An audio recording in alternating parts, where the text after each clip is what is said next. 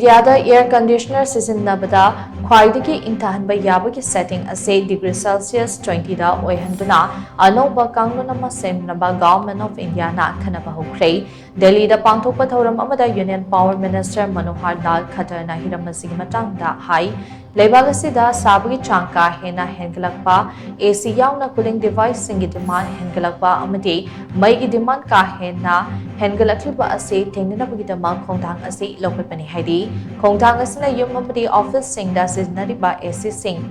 khakta natana hotel amsung car yauriba AC sing su conscion gani khongthang asigi matung ina khwaidagi name na Ingthahanbagi chang na 20 degrees Celsius aduga khwaidagi sagathanba yabagi chang na 29 degrees Celsius oigadawri hairiba thorang asi athubu matamda lebak asida chatnaba horagani hainasu mahana makatana phongdokhi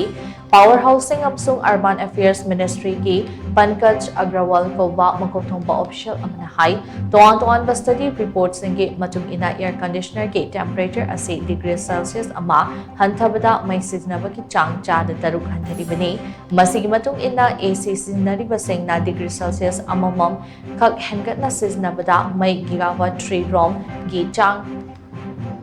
Ingthahanbा ngamgadoribani India da hosik chaurangni AC million chamarom SHIJINNARI amadi chahi kudingi AC unit million 15 rom install tawri asi yauna yamna SHIJINNARIba AC unit sing asida apikpa ahongba ama puraknaba asina purakpa asina lebak asigi oina achauba savings ama tawba ngamlagani hainiso mahal makatana phongdokhi